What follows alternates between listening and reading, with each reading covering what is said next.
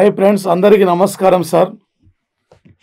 వివిధ పోటీ పరీక్షలు రాయబోతున్నారు. రాబోయే రోజుల్లో కాబోయే ఆఫీసర్లకి ఎస్ఐ అండ్ కానిస్టేబుల్ డిఎస్సి సార్లందరికీ నమస్కారం సార్. మా ప్లాటో ఆన్లైన్ యాప్ను ప్లేస్టోర్కి వెళ్ళి డౌన్లోడ్ చేసుకోండి సార్. ఆల్ కాంపిటేటివ్ ఎగ్జామ్స్ సంబంధించిన క్లాసెస్ మొత్తం అందులో మీకు ఉంటాయి. ఈ పోటీ పరీక్షల్లో ఇంత వచ్చేసి అక్కడ సార్ ఇన్ని రోజుల పాటు ఉచితంగా ఇచ్చింది వీలే సార్. ప్లాటో యజమాని మీకు ఈ రెండు రాష్ట్రాల విద్యార్థులను దృష్టిలో పెట్టుకొని వీలైనంత త్వరగా నాణ్యతమైన క్వాలిటీ సబ్జెక్ట్ని అందించాలనే లక్ష్యంతో మీకు ఈరోజు వాళ్ళు అందిస్తున్న సంఘటన సార్. అందులో ఎగ్జామ్స్ పేపర్స్నే ప్రాక్టీస్ చేయండి. ఎంత చదువుతున్నా ముఖ్యం కాదు, క్వశ్చన్ అడిగే విధానం అర్థం కావాలి. మనం ప్రాక్టీస్ చేసినప్పుడే క్వశ్చన్ అడిగే విధానం మనకి అర్థమైపోద్ది సార్. వచ్చేసి ఇక్కడ దీనితో పాటు ప్రధానంగా మీ ఫ్రెండ్స్ అందరూ షేర్ చేయండి, సబ్స్క్రైబ్ కూడా చేసుకోండి సార్. ఓకే, ఈరోజు ఒక 2020 సంవత్సరము నవంబర్ 27 నాడు ఉపరాష్ట్రపతి వెంకయ్య నాయుడు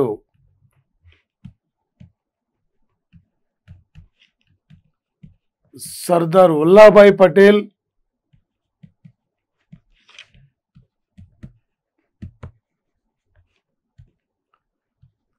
ప్రాంగణంలో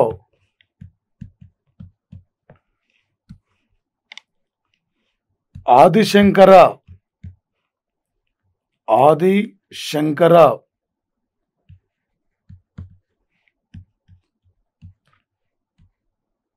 డిజిటల్ అకాడమీని ప్రారంభించారు సార్. వచ్చేసి డిజిటల్ అక్షరాస్యతను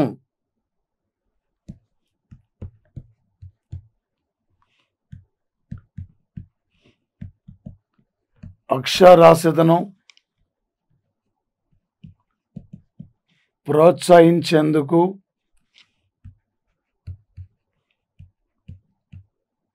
ప్రజా ఉద్యమం జరగాలని పిలుపునిచ్చారు సార్ వెంకయ్య నాయుడు. మరి ముఖ్యంగా సార్ వచ్చేసి ఇక్కడ ఒక లాక్డౌన్ వల్ల, కరోనా మమ్మూరి వల్ల విద్యార్థులు పాఠశాలకు దూరం అయిపోయారు, స్కూల్స్ ఓపెన్ కాలేవు. ఒక డిజిటల్ అక్షరాస్యతను ప్రోత్సహించే విధంగా ప్రజా ఉద్యమాలు, ప్రజా సంఘాలు, వివిధ ప్రైవేటు సంస్థలు కూడా ముందుకొచ్చి ఈ యొక్క డిజిటల్ విద్యా విధానాన్ని ప్రోత్సహించాలి. ఒక తరగతి గదిలో బోధనాభ్యాసంతో పాటు ఆన్లైన్ విద్య ద్వారా ఒక సమ్మిళితమైన విద్యను సాధించి విద్యలో అభివృద్ధి పరంగా ముందుకు పోవచ్చు. విద్యా వ్యవస్థలో ఉన్న నూతన అంశాల ద్వారా విద్యార్థులకు కావలసిన బట్టి పట్టే చదువులు కాకుండా విద్యార్థులకు ఒక అవగాహనతో ఉన్న సిలబస్ను, బోధన అభ్యాసాన్ని చేపట్టాలి. నాటి మారుతున్న పరిస్థితులకు అనుకూలంగా విద్యారంగంలో కూడా మార్పు రావాలి.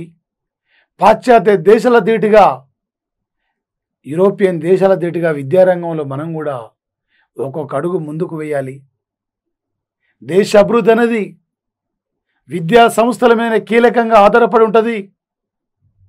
ఈరోజు మానవ వనరుల రంగాన్ని పూర్తిగా వినియోగించుకోవాలి.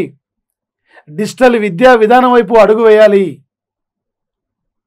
ఇవాళ ఎప్పుడైతే లాక్డౌన్ జరిగిందో, కరోనా మమ్మూరికరం ఉన్న పరిస్థితుల్లో ఉన్నామో, ఇలాంటి పరిస్థితుల్లో ఒక డిజిటల్ విద్యనే ప్రధానమైన అంశం. అలాంటి విద్యను మారుమూల పల్లె ప్రాంతాలకు, మారుమూల గ్రామీణ ప్రాంతాలకు కూడా విద్యార్థులకు అందించి ఒక విద్యార్థుల్లో ఉన్న సృజనాత్మకత శక్తిని కూడా పెంపొందించాలి. దీనితో పాటు వచ్చేసి అక్కడ లోతైన విశ్లేషణ కూడా విద్యా వ్యవస్థ పైన జరగాలని చెప్పి ఈరోజు వెంకయ్య నాయుడు ఈ ఆదిశంకర ఒక డిజిటల్ అకాడమీని ప్రారంభిస్తూ ఈ అంశాలపైన 21వ శతాబ్దంలో భారత్ నూతన విద్యా విధానంతో ఆన్లైన్ విద్యా విధానంతో మారుతున్న పరిస్థితులకు అనుకూలంగా విద్యారంగంలో తరగతి గదిలో బోధనాభ్యాసంతో పాటు ఆన్లైన్ విద్యను కూడా విద్యార్థులకు అందించి విద్యార్థులు ఉన్న యొక్క సృజనాత్మక శక్తిని పెంపొందిస్తూ ఒక సమ్మిళితమైన యొక్క విద్యను ముందుకు తీసుకెళ్లాలని చెప్పి అలా వెంకయ్య నాయుడు పిలుపునిచ్చిన సంఘటన సార్. రేపు పోటీ పరీక్షలు అడగబోతున్న బిడ్డ సార్, సమ్మిళిత విద్యలో విప్లవాత్మకమైన మార్పులు తీసుకురావడం కోసం ఉపరాష్ట్రపతి ప్రారంభించిన యొక్క అకాడమీ పేరేమిటి? ఈ క్రింది వాటిలో ఆదిశంకర ఒక డిజిటల్ అకాడమీ ముఖ్య ఉద్దేశం ఏంది? ఎవరు దీన్ని ప్రారంభించారు? ఈ టైపులు రేపు పోటీ పరీక్షలు అడిగే యొక్క అవకాశం ఉంటుంది సార్. అదేవిధంగా సార్ వచ్చేసి ఇక్కడ ప్రధానంగా నరేంద్ర మోడీ సార్ ఒక 2020 సంవత్సరము నవంబర్ 28 నాడు సార్, రేపు అక్కడ 28 నాడు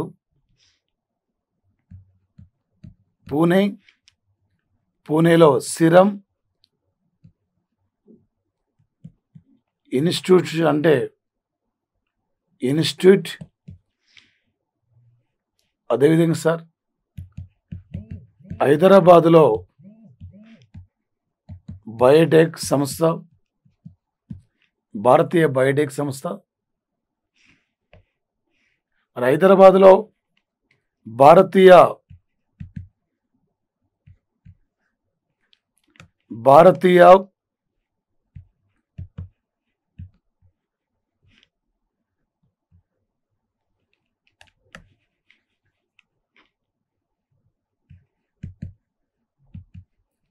బయోటెక్ సంస్థ, అహ్మదాబాద్లో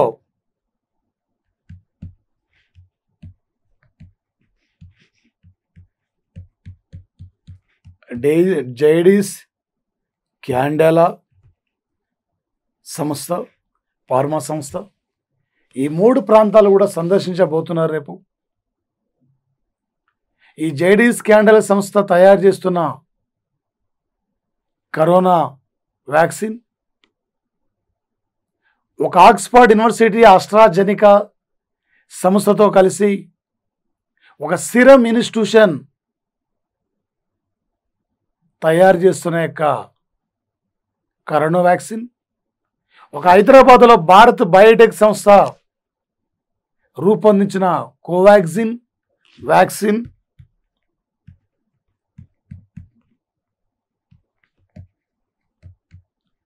వ్యాక్సిన్ సార్. ఇది ట్రయల్ కూడా మూడోసారి ట్రయల్ కూడా కంప్లీట్ అయిపోయింది. ఏ విధంగా మనం ముందుకు పోవాలి, ఎలా ఒక విప్లవాత్మక మార్పులు తీసుకురావాలి, ప్రపంచ దేశాల మన కోవిడ్ వ్యాక్సిన్ అందించే దేశంగా ఈ భారత్ తయారు కావాలనే లక్ష్యంతో సైంటిస్టులో వాళ్ళకు ధైర్యం నింపడానికి పలువురు సైంటిస్టులతో మాట్లాడడం కోసం ఈ 3 ప్రాంతాలు కూడా 3 ఫార్మా కంపెనీలు కూడా రేపు మోడీ సందర్శించబోతున్న సంఘటన సార్. ఈ ప్రపంచానికి కోవిడ్ వ్యాక్సిన్ అందించిన తొలి కంట్రీ రష్యా సార్. స్పుత్నిక్ వి ఇలా భారతదేశానికి సుమారు 10 కోట్ల డోస్ యొక్క స్పుత్నిక్ వి యొక్క వ్యాక్సిన్ కూడా భారత్కు రావడం జరిగింది సార్. ఇలాంటి పరిస్థితుల్లో మనం ఎలా ఒక్కొక్క అడుగుతో ముందుకేయాలి, ఏ విధంగా మనం ప్రపంచ దేశాల కోవిడ్ వ్యాక్సిన్ అందించే దేశంగా మనం ముందుకెళ్ళాలని చెప్పి ప్రముఖ సైంటిస్టులను ఉద్దేశించి రేపు మోడీ మాట్లాడబోతున్న సంఘటన సార్ నరేంద్ర మోడీ. అదేవిధంగా సార్ ఒక 2020 సంవత్సరము నవంబర్ 27 నాడు సార్ ఇక్కడ భారత సైన్యం చీఫ్ ఇంజనీరింగ్ విభాగానికి ప్రత్యేక అధికారిగా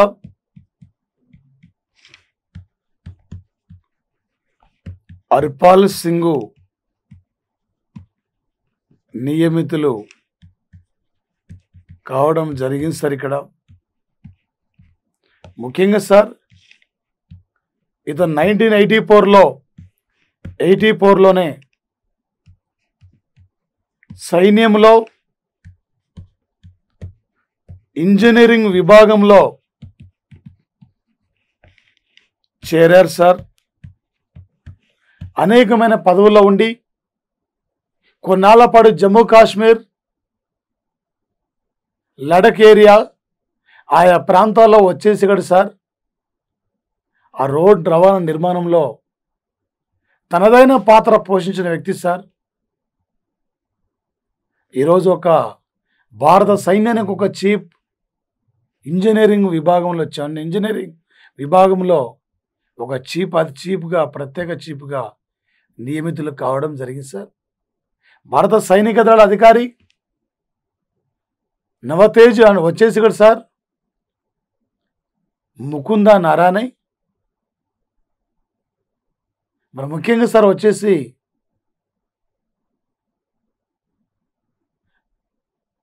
దీనితో పాటు భారత అంటే వైమానిక దళం ప్రధానాధికారి రాజేంద్ర కుమార్ సింగ్ భదౌరియా, నావీ చీఫ్ కరంబీర్ సింగ్, ఒక బిఎస్ఎఫ్ డైరెక్టర్ జనరల్గా రాకేష్ అస్థానా ఈ మధ్యన వివిధ పదవుల్లో నియమితులైన వ్యక్తులు సార్. ఈ దేశంలో 3 దళాల యొక్క సమన్వయం కోసం ఆర్మీ, మన మనోజ్ ముకుంద నరానే ఈయన ఆర్మీ చీఫ్ మహారాష్ట్రం, ఆర్మీ, ఎయిర్ ఫోర్సు, వైమానికం ఈ 3 దళాల సమన్వయం కోసం ఒక ప్రత్యేక అధికారిగా మాజీ army chief CDS, chief of defence staff అధికారిగా బిపిన్ రావత్ నియమితులయ్యారు సార్.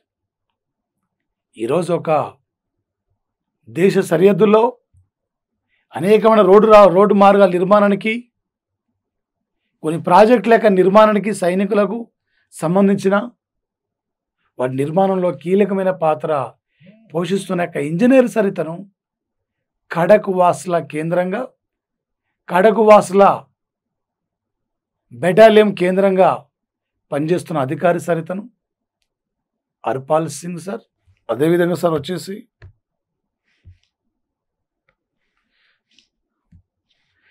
ఒక 2020 సంవత్సరము నవంబర్ 26, 27 తేదీల్లో 2 రోజుల పర్యటనలో భాగంగా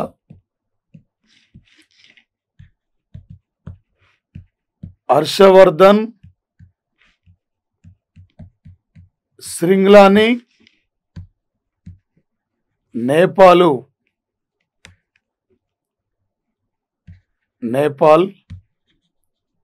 దేశాన్ని పర్యటించారు సార్.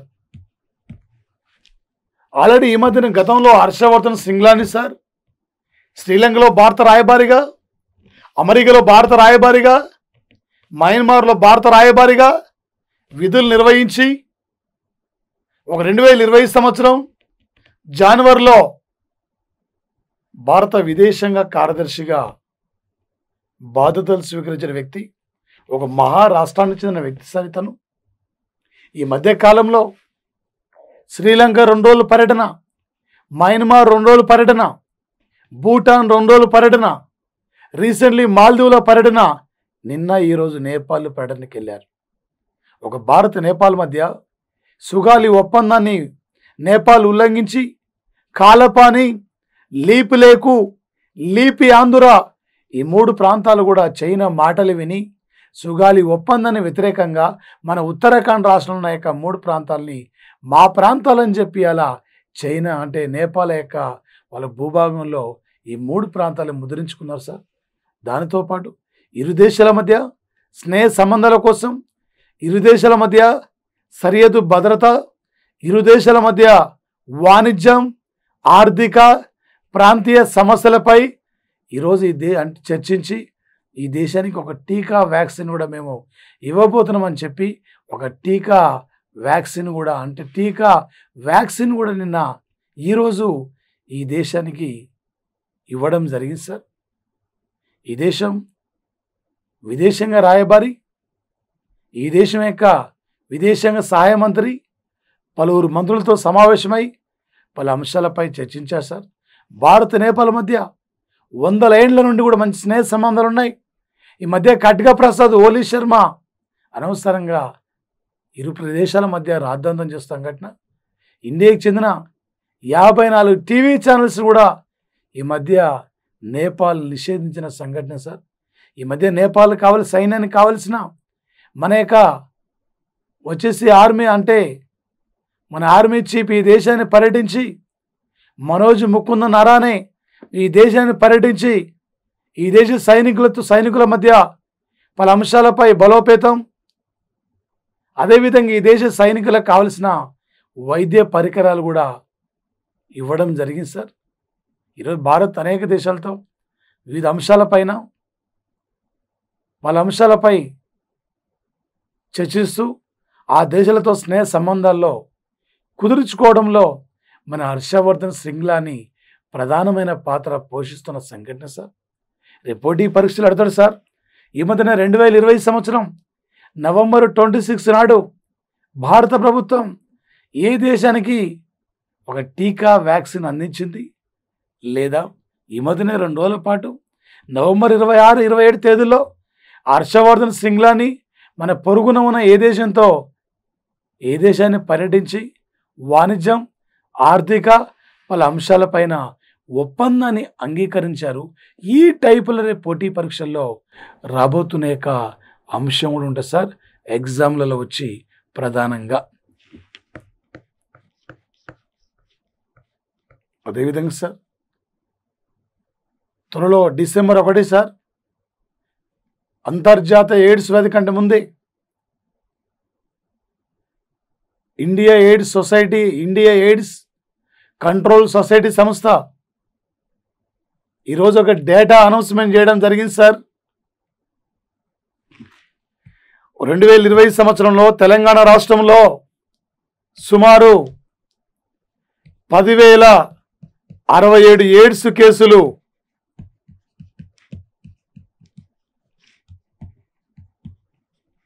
నమోదు కావడం జరిగింది సార్. ఇక్కడ తెలంగాణ రాష్ట్రంలో అత్యధికంగా ఎయిడ్స్లో ఫస్ట్ ప్లేస్లో ఉన్న యొక్క జిల్లా సార్ తెలంగాణలో వచ్చేసి హైదరాబాద్ సార్. సుమారు సార్ ఇక్కడ హైదరాబాద్లో ప్రధానంగా 1,400 పై కేసులు ఉన్నాయి సార్. రెండవ సార్ రంగారెడ్డి జిల్లా, వికారాబాద్, మూడో జిల్లా సార్ అత్యల్పంగా ఎయిడ్స్ కేసులు అంటే వచ్చేసి ఇది కూడా ఇక్కడే సార్ ప్రధానంగా వచ్చేసారు. ఇక్కడ తెలంగాణలో అత్యధికంగా ఎయిడ్స్ కేసులు నమోదైన జిల్లా సార్ ఇది హైదరాబాద్. రెండోది ఇక్కడ సార్ ఇక్కడ మహబూబ్ నగర్ సార్. ఇక్కడ MBNR మహబూబ్ నగర్, రంగారెడ్డి, అదేవిధంగా సార్ వచ్చేసి నల్గొండ సార్. అదేవిధంగా వచ్చేసి ఇక్కడ సార్ మెదక్ జిల్లాలు సార్. ఇక్కడ మెదక్ అత్యల్పం సార్. ఇక్కడ అత్యల్పంగా అంటే ఆదిలాబాద్ జిల్లా సార్. ఈ ఆదిలాబాద్లో సార్ ఈసారి 440 కేసులు మాత్రమే నమోదు కావడం జరిగింది సార్. దేశంలో అధికంగా ఎయిడ్స్ కేసులు ఎక్కడ సార్ అంటే దేశంలో వచ్చేసి మిజోరం సార్, మిజోరం ఫస్ట్ ఉంది. తెలంగాణ రెండవ స్థానం సార్ ఎయిడ్స్ కేసుల్లో. ఇండియాలో అత్యధికంగా ఎయిడ్స్ కేసులు నమోదవుతున్న యొక్క రాష్ట్రాల జాబితాలో మిజోరం ఫస్ట్ ఉండే తెలంగాణ రెండో స్థానం ఉంది. కానీ ఎయిడ్స్ మరణాల రేట్లో మాత్రం తెలంగాణ 4వ స్థానం ఉంది.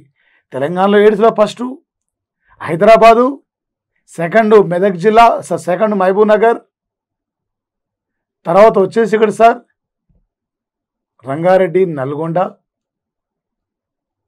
ఈ జిల్లాలోనే సార్. మరి ముఖ్యంగా వచ్చేసి ఇక్కడ సార్ దీంతో పాటు 1986లో మొట్టమొదటిసారిగా ఎయిడ్స్ను సార్ ఇక్కడ అమెరికా దేశంలో సౌత్ ఆఫ్రికా పేషెంట్ని గుర్తించారు. 1987లో ఇండియాలో తొలిసారిగా తొలి ఎయిడ్స్ కేసును చెన్నైలో గుర్తించారు సార్. ఒక 1988 నుండి డిసెంబర్ 1వ తేదీని సార్ ఒక WHO అంతర్జాతీయ ఎయిడ్స్ రోజుగా గుర్తించి సార్ ప్రపంచంలో ఎయిడ్స్లో ఫస్ట్ ఉన్న కంట్రీ సార్. ప్రపంచంలో ఫస్ట్ ఏది సౌత్ ఆఫ్రికా, సెకండ్ ఏది నైజీరియా, థర్డ్ ఏది ఇండియా, థర్డ్ ప్లేస్.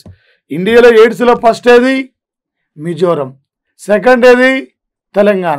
తెలంగాణలో ఏ జిల్లా ఎయిడ్స్లో ఫస్ట్ ఉంది హైదరాబాద్, ఏ జిల్లా ఎయిడ్స్లో సెకండ్ ఉంది మహబూబ్ నగర్, తర్వాత ఏ జిల్లాలు ఉన్నాయి రంగారెడ్డి, నల్గొండ, మెదక్. మరి తెలంగాణలో అత్యల్పంగా ఎయిడ్స్ కేసులు ఎక్కడా ఆదిలాబాద్ జిల్లా, కేవలం 440 కేసులు మాత్రం వచ్చేసి ఇక్కడ సార్. అందుకే 2020 నాటికి దేశంలో పూర్తిగా ఎయిడ్స్ కేసులు తగ్గించాలనుకున్నాం, కానీ ఇంకా కంట్రోల్ చేయలేకపోతుంది భారతదేశం. అదేవిధంగా సార్ ప్రధానంగా వచ్చేసి దీంతో పాటు సార్ ఒక 2020 సంవత్సరానికి అబుదాబిలో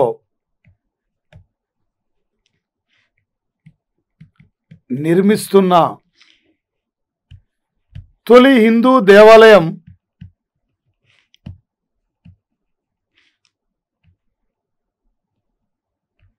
ఈ దేవాలయం సార్ ఇక్కడ ఉత్తమ ఇంటీరియర్ డిజైనర్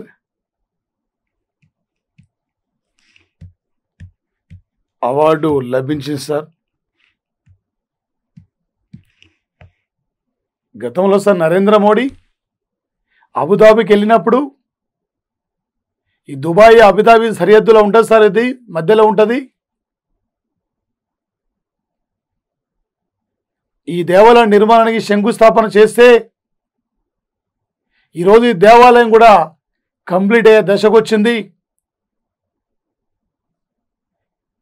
ఒక సౌదీ ప్రాంతంలో, ఒక వచ్చేసి అరబ్ ప్రాంతాల్లో ఒక తొలి హిందూ దేవాలయం సార్ ఇది. ఈ దేశంలోని ఈ మధ్యకాలంలో బెస్ట్ ఒక డిజైనర్గా బెస్ట్ ఇంటీరియర్తో నిర్మిస్తున్న అవార్డు ఏ టెంపుల్కి వచ్చిందంటే అబుదాబిలో ఉన్న హిందూ దేవాలయం సార్. ఈ టెంపుల్ నిర్మాణానికి సార్ కావలసిన యొక్క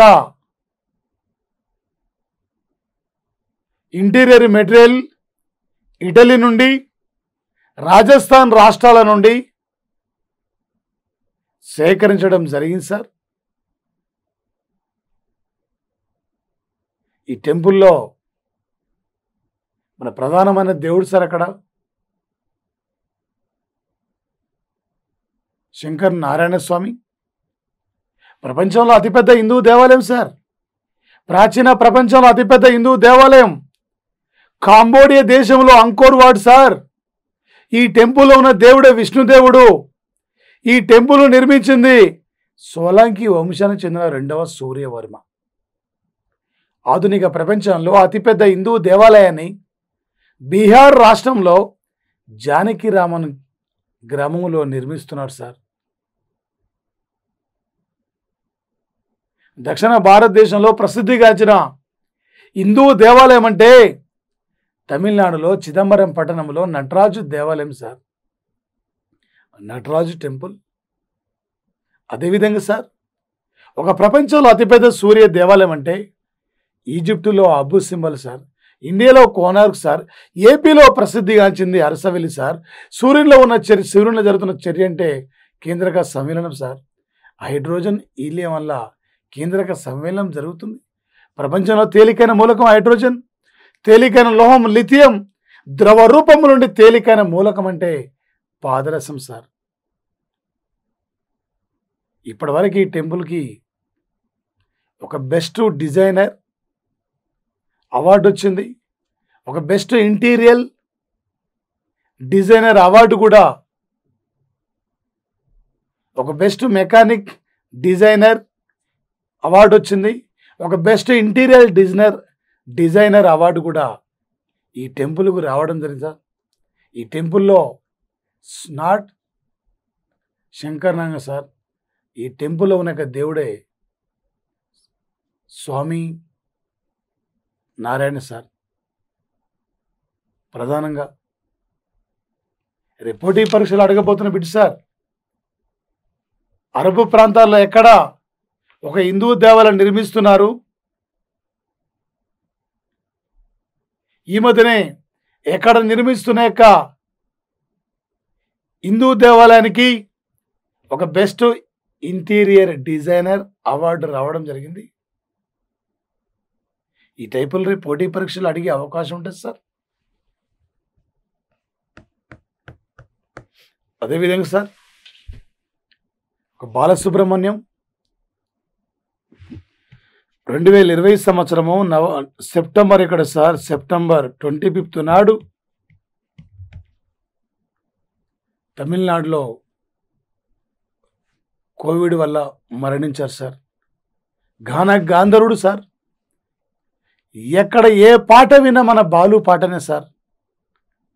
ఎప్పటికీ బాలు మన దూరమైనా కూడా, ఆయన మనం చూడడానికి దూరమైనా కూడా సార్, ఆయన పాటలు మొత్తం కూడా మన చెవులకు ఇనుసొంపుగా మనసుకి ఎప్పుడు ఉంటాడు సార్. ఈ పాట ఉన్నంతసేపు బాలు ఉంటాడు సార్.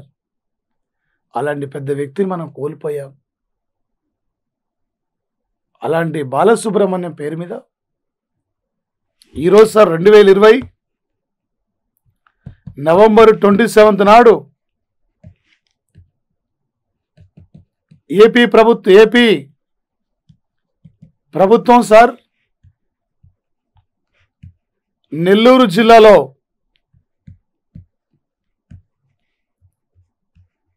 డ్యాన్స్, సంగీతం, ఒక మ్యూజిక్ ప్రభుత్వ పాఠశాలకు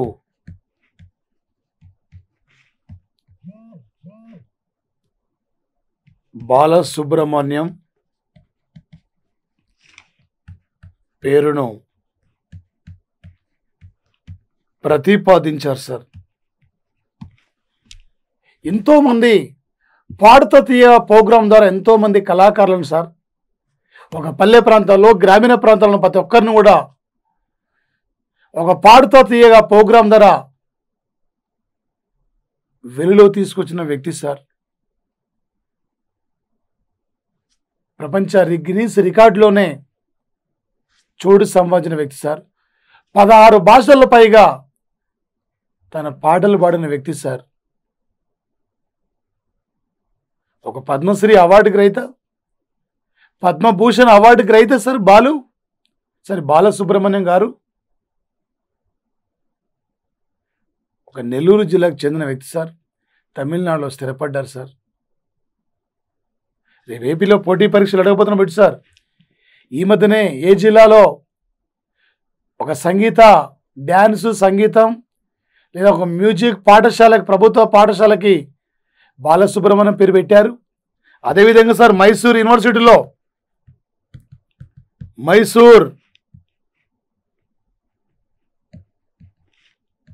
యూనివర్సిటీలో ప్రత్యేక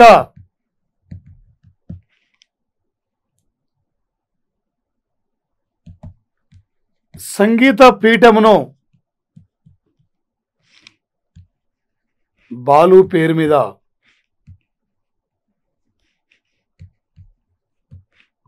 అంటే ఏర్పాటు చేశారు సార్. ఏర్పాటు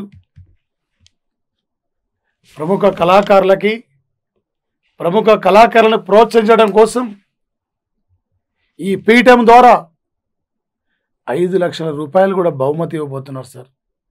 రేపు పోటీ పరీక్షలు అడుగుతాడు సార్, దేశంలో ఏ యూనివర్సిటీలో బాలసుబ్రహ్మణ్యం పేరు మీద ప్రత్యేక సంగీత పీఠమును ఏర్పాటు చేశారని చెప్పి అడిగే అవకాశం ఉంటుంది సార్. అదేవిధంగా సార్ వచ్చేసి ఒక 2015 సంవత్సరం సార్, ఇక్కడ జూను 26 నాడు కేంద్ర ప్రభుత్వం సార్, కేంద్రం దేశంలో 100 నగరాలను స్మార్ట్ సిటీస్గా గుర్తించింది సార్. ఒక 100 నగరాలను ఆకర్షణీయమైన నగరాలుగా రూపొందించాలనే లక్ష్యంతో స్మార్ట్ సిటీస్ అనే కార్యక్రమం ప్రారంభిస్తే ఆంధ్రప్రదేశ్ నుండి, ఏపీ నుండి 3 నగరాలు సార్ ఇక్కడ ఎంపికైనవి. అందులో సార్ విశాఖపట్నం, కాకినాడ, అందులో తిరుపతి సార్ వచ్చేసి ఇక్కడ. ఈరోజు సార్ 2020 నవంబర్ 27 నాడు కేంద్రం ఒక మాట అనౌన్స్ చేసింది సార్. దేశంలో వేగవంతంగా అభివృద్ధిలో ముందుకు వెళ్తున్న నగరాల జాబితాలో విశాఖపట్నం స్మార్ట్ సిటీస్లో 7వ స్థానం ఉన్నట్లు గుర్తించేశారు. ఒక దేశంలో స్మార్ట్ సిటీస్ నగరాల్లో, వేగవంతంగా పనులు జరుగుతున్న నగరాల్లో, వేగవంతంగా అభివృద్ధిలో దూసుకెళ్తున్న నగరాల్లో విశాఖపట్నం ఈరోజు 7వ స్థానం ఉన్నది సార్.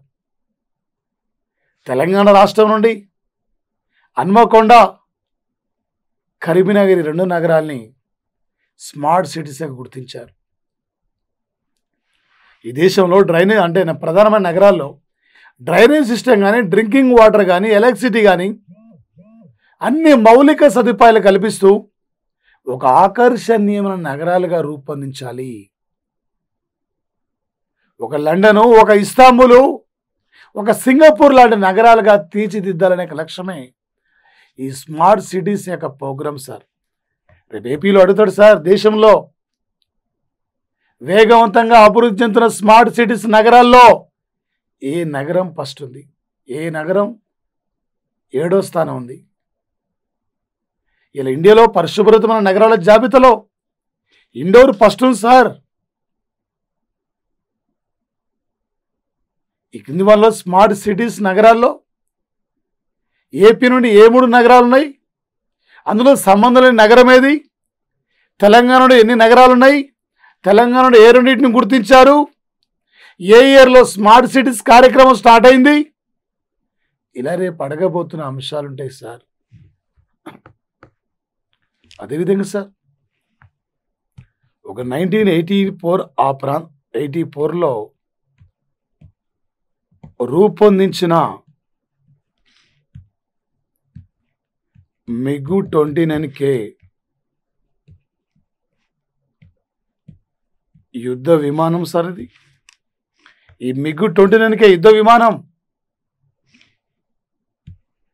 అరేబియా సముద్రంలో కూలిపోయింది సార్. ఈ ప్రమాదం ఎలా జరిగింది, దీనికి కారణం ఏమిటని చెప్పి వెంటనే విచారణను ఆదేశించింది కేంద్ర ప్రభుత్వం. ఒక శిక్షణ విమానం సార్ ఇది. భారతదేశం దీన్ని రష్యా నుండి కొనుగోలు సార్. ఈ సిరీస్లో భాగంగా మిగు 27K, మిగు 21K, మిగు 29K సార్. ఇక్కడ ఈ మధ్యనే 2019 డిసెంబర్ 27 నాడు భారత వైమానిక దళం నుండి తొలగించబడిన యుద్ధ విమానాలంటే మిగ్ 27Kని తొలగించాం. మరి ఎందుకు ఆ ప్రమాదం జరిగింది? ఎందుకు మన వాళ్ళు అప్రమత్తం లేదు? దీనికి గల కారణం ఏంటని చెప్పి అలా కేంద్ర ప్రభుత్వం ఆదేశించి సార్ రేపు సైన్స్ అండ్ టెక్నాలజీ పరంగా అడుగుతాడు సార్. ఈ మధ్యన అరేబియా సముద్రంలో కూలిపోయిన శిక్షణ మిగ్ 29K యుద్ధ విమానం ఇది ఎక్కడి నుంచి కొనుగోలు చేశాం. ఈ మధ్యనే మిగ్ 29K శిక్షణ యుద్ధ విమానం ఇది ఏ సముద్రంలో కూలిపోయింది? ఈ మధ్యనే భారత వైమానిక దళం నుండి తొలగించబడిన యుద్ధ నౌకేంది? యుద్ధ విమానాలేంటివి? ఈ క్రింది వానలో అభినందన్ వర్ధమానికి సంబంధించిన యుద్ధ విమానం ఏది? మిగ్ 21K యుద్ధ విమానం యొక్క వింగ్ కమాండర్ సార్. ఇతను తమిళనాడు రాష్ట్రం సార్. టెక్నికల్ ప్రాబ్లం వల్ల ఆపరేషన్ బందర్లో పాల్గొన్నప్పుడు పాకిస్తాన్లో ల్యాండ్ కావడం జరిగింది సార్.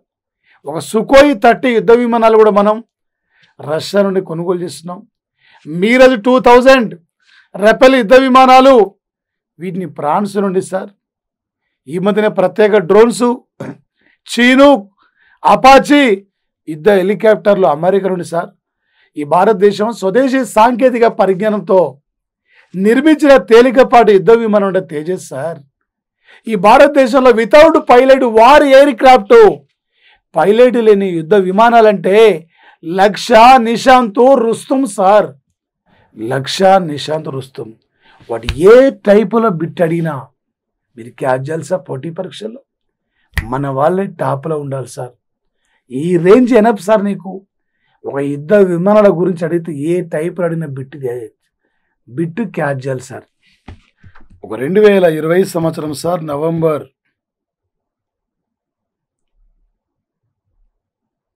నవంబర్లో ఈ బిట్ ఇంపార్టెంట్ కాబట్టి చెప్తాను సార్. 2 రోజుల క్రితం మరణించిన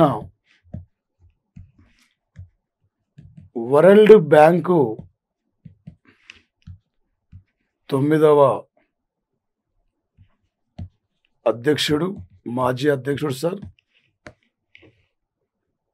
James Wolfensohn sir. James Wolfensohn Australia దేశం సార్. 1995 నుండి 2005 వరకు వరల్డ్ బ్యాంకుకు సార్ ఇక్కడ అధ్యక్షుడిగా పనిచేశారు. అనేకమైన కీలకమైన మార్పులు తీసుకురావడంలో ప్రధానమైన పాత్ర పోషించారు. పేద దేశాలకు కావాల్సిన ఎకనామికల్ సపోర్టు ఎలా అందించాలి, ఎలా పేద దేశాలని ఆదుకోవాలని చెప్పి కొన్ని ప్రత్యేక కార్యక్రమాలు కూడా నిర్వహించి ముందుకు పోయిన వ్యక్తి సార్ వచ్చేసి. అదేవిధంగా సార్ ఒక 2020 సంవత్సరము నవంబర్ 27 నాడు ఫిట్ ఇండియా స్కూల్ వీక్ 2 కార్యక్రమాన్ని కేంద్ర క్రీడల శాఖ మంత్రి కిరణ్ రిజిజు ప్రారంభించారు సార్. యాక్చువల్గా లాస్ట్ ఇయర్ 2019 నవంబర్ 15 నాడు ప్రారంభించాడు సార్ మొదటి ఫిట్ ఇండియా స్కూల్ వీక్ కార్యక్రమం. రెండోది ఈరోజు ప్రారంభించారు సార్. ఇప్పటివరకు దాదాపు 15,000 పాఠశాలలు కూడా ఈ కార్యక్రమంలో జాయిన్ కావడం జరిగింది సార్. ఒక విద్యార్థుల్ని ఒక పాఠశాల స్థాయి నుండే క్రీడారంగంలో రాణింప చేయాలి. అదే అమెరికా, అదే జపాను, అదే చైనా సార్. పిల్లోడికి 4-5 ఏళ్ళ వయసు ఉన్నప్పుడే పిల్లోడికి ఏదో క్రీడ మీద ఇంట్రెస్ట్ కల్పిస్తారు సార్. ఇంటర్మీడియట్ స్థాయికి వచ్చేసరికి అంతర్జాతీయ ప్లేయర్గా మారిపోతాడు. మన దగ్గర ఆగస్టు 15, జనవరి 26 తప్ప ఏ రోజు కూడా మనం ఆటల్లో పార్టిసిపేట్ చేయం. ప్రపంచ పటంలో ఈ భారతదేశం క్రీడారంగంలో మెరుగైన ఫలితాలు సాధించాలి. రాబోయే 10 yearsలో ఇండియా ఒలింపిక్స్లో సుమారు 10 స్వర్ణాలు సాధించిన లక్ష్యంతో దేశవ్యాప్తంగా క్రీడారంగాన్ని అభివృద్ధి చేయాలి. దాంతోపాటు ఒక ఫిట్నెస్ పెంచుకోవాలి పాఠశాల పిల్లల్లో అనేక లక్ష్యంతో ఒక ప్రత్యేక fit India, not quit India, ఇది ఫిట్ ఇండియా కార్యక్రమాన్ని ఈరోజు 2వ విడత ఇంట్రడ్యూస్ చేయడం జరిగింది సార్. ఇక్కడ అదేవిధంగా సార్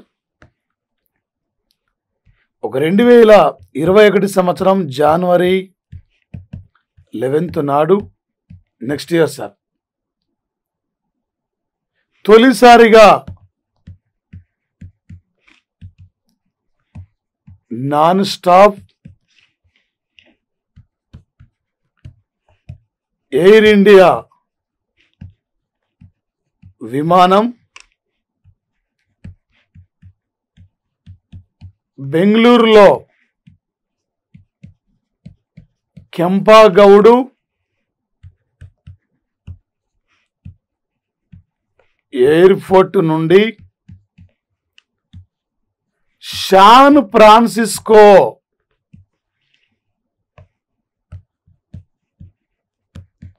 నగరానికి నడపనున్నారు సార్. ఒక 14,000 కిలోమీటర్ దూరం సార్ ఇది. బెంగళూరు నుండి అమెరికాలో శాన్ ఫ్రాన్సిస్కో నగరం 16 గంటల్లో సార్ ఇక్కడ ఈ విమానం వెళ్తుంది సార్. 16 గంటలు సార్. ఒక బెంగళూరులో కెంపాగౌడ్ ఎయిర్పోర్ట్ నుండి రేపు శాన్ ఫ్రాన్సిస్కో నగరానికి మధ్య తొలి నాన్ స్టాప్ యొక్క ఎయిర్ ఇండియా విమానం 2021 జనవరి 11th నాడు స్టార్ట్ కాబోతున్న సంఘటన సార్. రేపు పోటీ పరీక్షలు అడుగుతాడు సార్. బెంగళూరు నుండి నాన్ స్టాప్ ఎయిర్ ఇండియా విమానం అమెరికాలో ఏ నగరానికి 14,000 కిలోమీటర్ దూరంని 16 గంటల్లో రీచ్గా ఉంది. ఇలా అడిగే అవకాశం ఉంటుంది సార్. ఈ విధంగా గుర్తుకు రావాలి సార్ పోటీ పరీక్షల్లో. అదేవిధంగా సార్ రీసెంట్లీ 3వ గ్లోబల్ పునరుత్పత్తి ఇంధన సమావేశాన్ని కూడా మోడీ ఆధ్వర్యంలో రీసెంట్లీ ప్రారంభించిన సంఘటన సార్. రేపు పోటీ పరీక్షలో సార్ ఇక్కడ నుండి అడగబోతున్న ప్రధానమైన అంశాలు సార్. అబుదాబిలో హిందూ దేవాలయంకి వచ్చిన అవార్డు, తొలి నాన్ స్టాప్ ఎయిర్ ఇండియా విమానం, ఆదిశంకర డిజిటల్ అకాడమీ వెంకయ్యనాయుడు ప్రారంభించింది. దాంతోపాటు ప్రధానంగా సార్ జేమ్స్ ఉల్పెన్సన్ వరల్డ్ బ్యాంక్ మాజీ అధ్యక్షుడు మరణం. ప్రజెంట్లీ వరల్డ్ బ్యాంక్ అధ్యక్షుడు డేవిడ్ ఆర్ పాల్మాస్ 13వ వ్యక్తి సార్. ఈ అంశాలపై రేపు పోటీ పరీక్షల్లో ప్రధానంగా అడిగే అవకాశం ఉంటుంది సార్.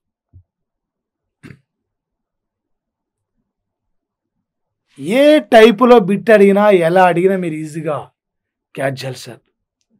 ఈ కాంపిటేటివ్లో సార్ సివిల్ సర్వీస్ నుండి చివరికి క్లర్క్ స్థాయి వరకు కూడా కరెంట్ అఫైర్స్ కీలకమైన అంశం సార్. ప్రతి బిట్ కూడా, ప్రతి లైన్ కూడా, ప్రతి ఏరియా ఇంపార్టెంట్ సార్. అందుకే ప్రాక్టీస్ చేయండి సార్. ఈ వారం రోజుల కరెంట్ అఫైర్స్ మీద సండే నాడు 4 to 5 గ్రాండ్ టెస్ట్ ఎగ్జామ్ ఉంటుంది సార్. లైవ్ ఎగ్జామ్ ఉంటుంది సార్. ఆ లైవ్ ఎగ్జామ్లో మీరు అందరూ పార్టిసిపేట్ చేయండి సార్. మీ ఫ్రెండ్స్ అందరూ కూడా తెలియపరచండి సార్. మీ ఫ్రెండ్స్ అందరూ చెప్పండి సార్. ఎక్స్పెక్టెడ్ క్వశ్చన్స్ ఉంటాయి సార్. వీటి మీద రేపు సండే నాడు ఎల్లుండి గ్రాండ్ టెస్ట్ లైవ్ క్లాస్ ఉంటుంది సార్ 4 to 5. ఈ వారం రోజుల కరెంట్ అఫైర్స్ బాగా చూసుకోండి సార్. చాలా ఇంపార్టెంట్ ఏరియా సార్. మా ప్లాటో ఆన్లైన్ యాప్ను డౌన్లోడ్ చేసుకోండి, షేర్ చేయండి, సబ్స్క్రైబ్ చేసుకోండి, మీ ఫ్రెండ్స్ అందరూ చేరవేయండి. Thank you friends, thank you guys, thank you.